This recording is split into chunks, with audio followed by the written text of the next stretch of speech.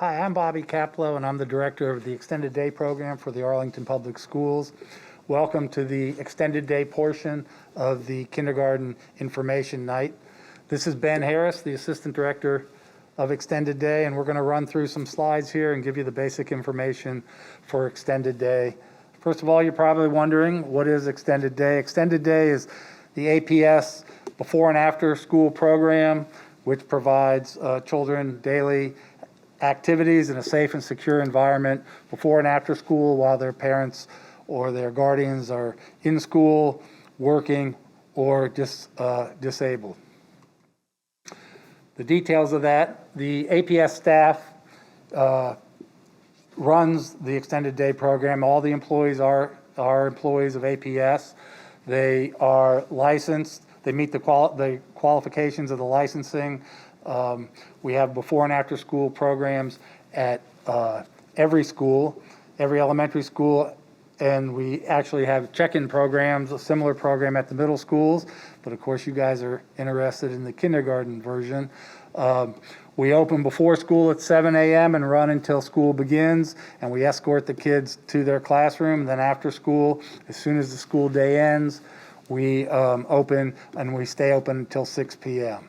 When school is closed due to holidays or inclement weather or other reasons, Extended Day is also closed. We provide quality activities based on the developmental asset model. We welcome the children, family, and school involvement. And like I said earlier, the kids are supervised by quality staff, which meets licensing qualification guidelines. Obviously, the number one priority in Extended Day is that the kids are safe and secure. And when we talk about safety, we're talking about physical and emotional safety. We expect the kids to treat each other with respect. The staff will always treat the kids with respect. And we want to make it a place where the kids feel they can be themselves, build relationships with our staff, and have a great and enriching time. The children will always be within sight and sound of the staff. That's a licensing requirement. We have accountability procedures, things like roll call and head counts, and then we have sign in and sign out requirements. Parents and guardians, when they drop the kids off in the morning, must sign them in, and when they pick them up in the afternoon, they must be signed out. And we have staff monitoring all these procedures to ensure the safety and accountability of the kids. We do have COVID-19 mitigation protocols in place. The kids will be wearing masks. They'll be washing their hands. We follow the APS reporting procedures. And when possible, we try to maintain the 3 to 6 foot distancing guidelines. However, that is not always possible. We can't guarantee that at all times due to the types of activities that the kids will be doing. The Extended Day staff, as I said earlier, is made up of all Arlington Public School employees. It's not an outside vendor.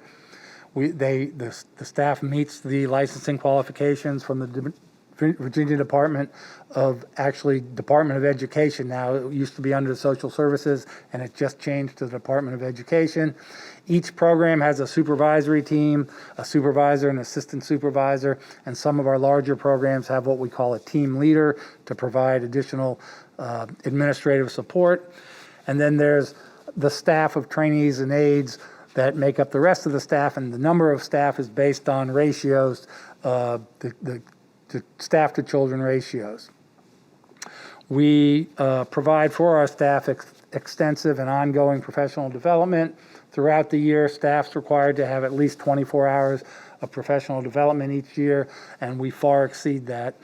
And one of the advantages of being part of the actual school district is that we have access to all the teachers, the principals, the administrators, the counselors, and we collaborate frequently with those folks at each school to make sure we're meeting the needs of every child.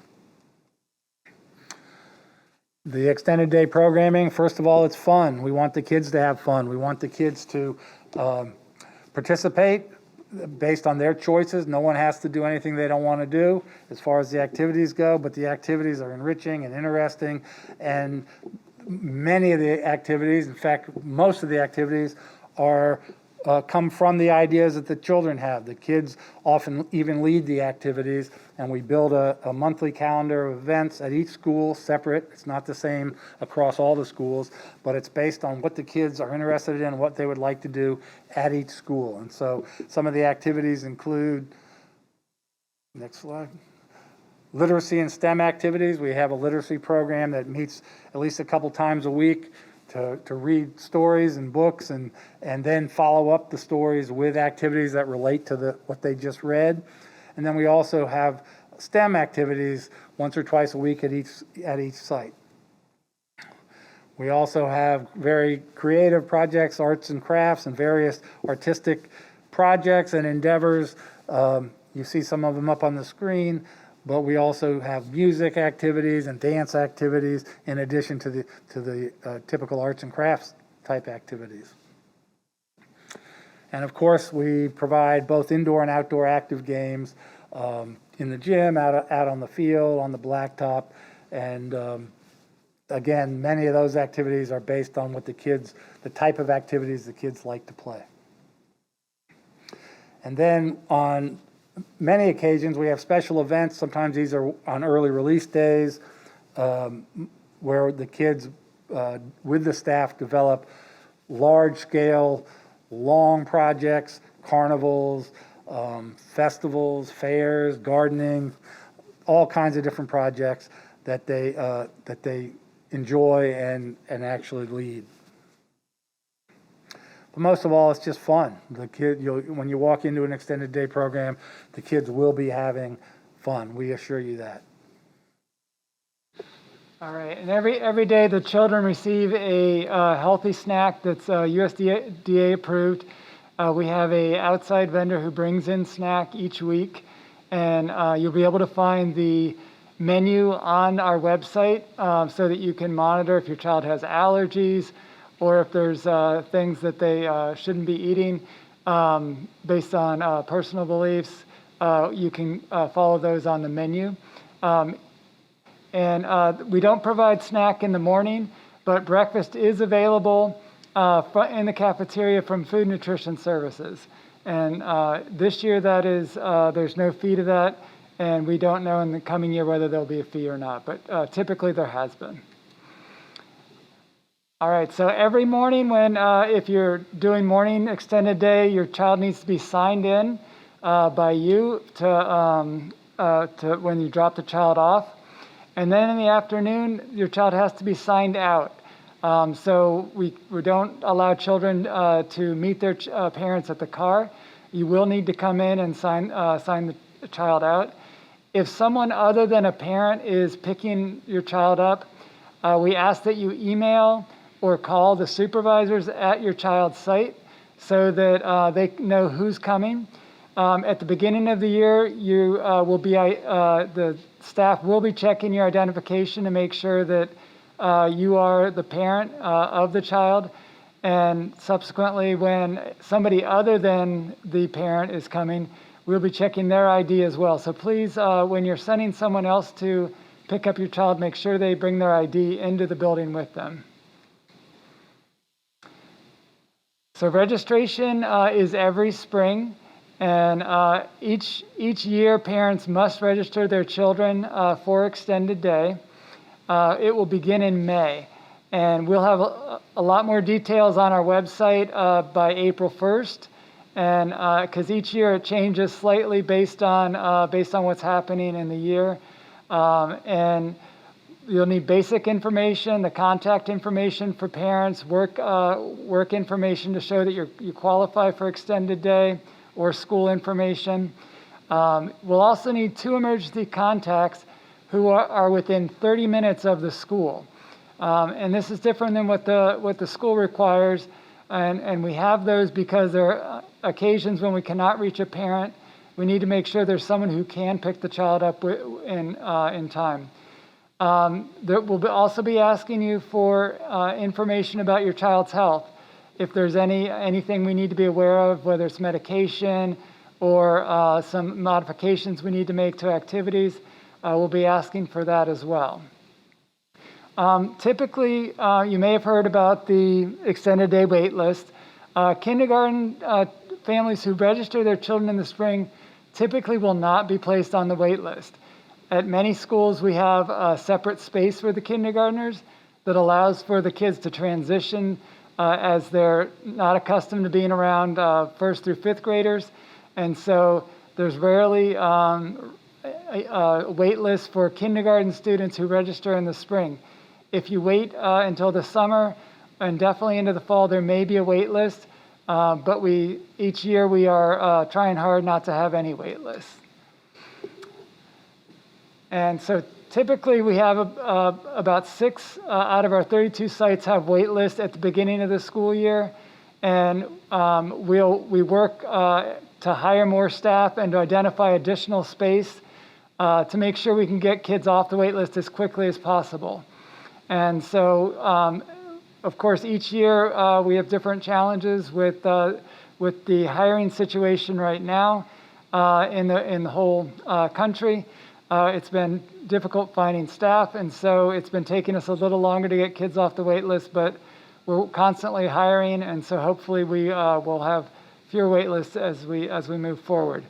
If your child is placed on the wait list, you're welcome to give us a call to see if they're in, but we will contact you by email or phone to make sure that you know that the space is available. So one of the questions we get every year, because Arlington has so many wonderful choices for elementary schools, is what school should your child register for? And so typically we would say register where your kid will be, where you'd like your kid to attend, and if they get into a lottery school, we'll transfer your registration if they were enrolled in the other school. We are trying to make the registration period start after all the lottery schools have finished, but we also know that there will be times when your child gets on off the wait list of the lottery school, and you'll need to make the decision later. So we ask that you register for the one where you think your child will most likely attend. So there are fees for the extended day program. There is an annual registration fee for each child. So if it's the first child's $40 and any other children are $30 in that family. The monthly fees are based on the annual household income for which you register. So if you register just for the afternoon program, that's what you'll just be paying that fee for the children. There is at most scales, fee scales, there is a reduction for the second child, and so the fees will be posted after the budget is approved by the school board in May. We ask that payments be paid by the first of each month. You can pay online using myschoolbucks.com. You can mail a check or money order to us, to the Extended Day Central Office. Many people have their bank set up a monthly payment that comes in and by check. We also accept payments at our office, either credit cards, Visa, MasterCard, or Discover. And we also, of course, accept check and money order in the office. Hopefully we answered most of your questions just now, but if we did not, you can reach us by email or call our office, and we're happy to answer any questions you may have. Also, we are planning to set up a couple of information question nights to follow up this presentation, and so we'll be announcing the dates and the times of those. They'll be done virtually, but it's a chance for, if you think of any questions you'd like to ask, we will announce the dates for that, and we're happy to be there with you and answer your questions directly. Thank you for tonight, and again, up on the screen is the information regarding how to get in touch with us, and please don't hesitate. We want to make sure you feel good about extended day, and we can answer any questions that you have. So good night.